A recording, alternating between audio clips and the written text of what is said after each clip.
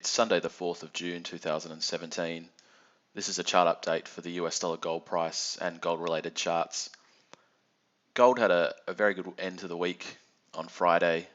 The data that came out of the US was weaker than expectations. That was the non-farm payrolls, the job numbers. I think the estimates were for 180 to 185,000 jobs created in May, and that number came out at 138,000, which was below sort of the lowest of economist estimates. So that initial reaction was sort of slow, but then on Saturday morning when I looked at the price, it had really jumped up and closed right on this upper trend line that we've been talking about for a while now, and it's challenging that. I mean, what I'd liked in the last couple of weeks is when you see these moves up, and then you sort of still see this underlying trend, these sort of upward flag formations. That's something that I've sort of noticed in particular last year, when having followed the gold market in the sort of 3 or 4 years before that, it was always the opposite. The flags tended to be always after those up moves, you'd see a downward momentum. But when you're seeing this general sort of underlying strength in the price, that's usually a positive, and I think you sort of want to hold in those periods. And even in this down move here, I still thought this underlying trend here was going to overcome that, and we've had the higher low around 1220 there after 1200 in March. So it really looks like it wants to come up and test this high in March in April again. Uh, Obviously, we've got that upper trend line, so I'm not sure if we sort of hold a little bit. But I liked how we had that consolidation and the upward movement, and now we've broken out above that. So I don't know if there's any catalysts in the near term in the next week that'll push it higher, but I still think we're going to be in these 1270s, 1260s for a while. Or that's I think that's the baseline sort of scenario with upside momentum.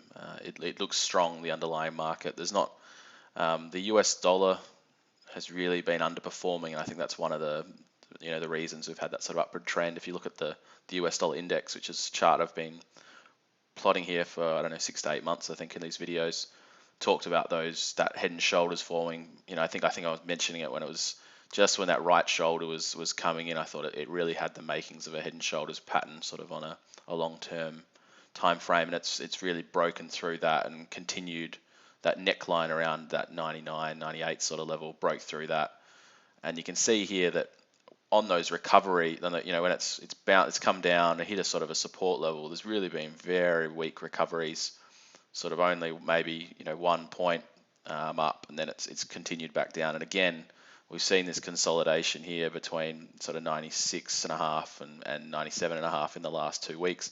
And on Friday, it's crunched through that again and closed near the lows. So that's again a pretty negative chart, and I don't see any potential turnaround there in the short term. One thing I was looking at this morning, you've got this chart. This is fairly similar pattern to what we had in the first 6 months of last year. So it bottomed out in kind of May, and where it's you can see here the top here was in early December 2015, and we had the top here in sort of early January 2017. So we're sort of, if you copy that, we're kind of reaching my target for a while has been that mid-90s sort of level, and I think that's possible that we reach that in the next couple of weeks still, which should, as I said, provide that underlying bid for gold in US dollars.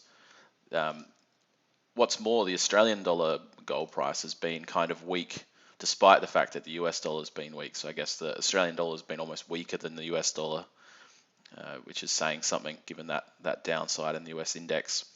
And its Australian dollar gold price closed at 17.18 this week, so it's a 6-month high after that. Well, since that, this is the US election day spike, but it's closed at a 6-month high, so that's still looking pretty good. And I think this is something to watch this week, is the Australian GDP figures are coming out, I think, on Wednesday, and that there's sort of a little bit of momentum building for that to be potentially a negative number, or at least a very low growth rate in the last quarter. So I don't know if that potentially could have some effects on the currency, and it's hard to see that being an upside surprise given I think the numbers had been fairly strong of late because of sort of the commodities bounce in late 2016. So I think some of the effects of that will be seen in this number, where we see some downside because of those overly strong numbers previously. The S&P 500 broke out sort of to new highs again, despite all those weak job numbers and other weak US data, still keeping on going higher. It doesn't really bother. It doesn't really matter what the data is saying. I think for the index at the moment, it's just being driven by a lot of the high growth tech stocks. You could sort of see this moving here. It's sort of had that little mini consolidation range the last 3 months between sort of 2330 and 2400, broken out above 2400. So you'd think maybe some upside towards sort of 2470 if it repeats that little breakout there. And it wouldn't surprise me to see that happen.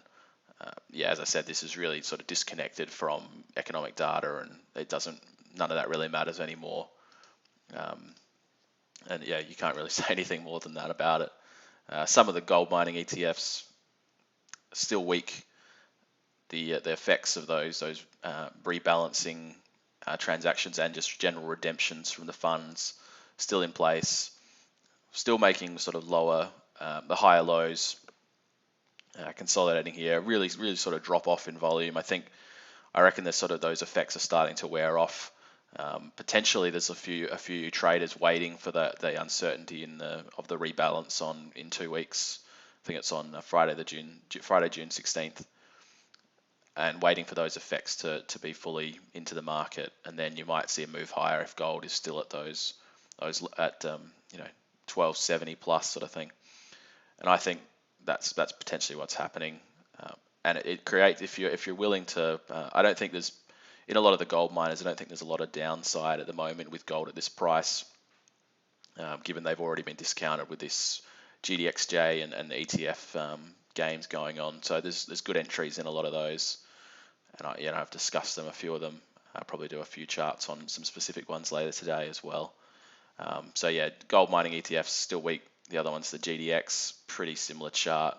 That's the larger gold mining stocks. Yeah, but there's good value here. I think this one's probably a little bit more bullish, a little bit of a flag sort of forming there. I don't see sort of downside. Yeah, that real drop off in volume. I don't think there's a lot of people.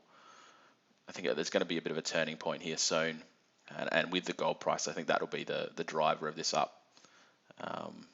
Yeah, so gold market fundamentally still pretty good, and I think while that trend is still, those sort of little uptrends are still in place, I think you've got to be a holder of some of the gold stocks at the moment.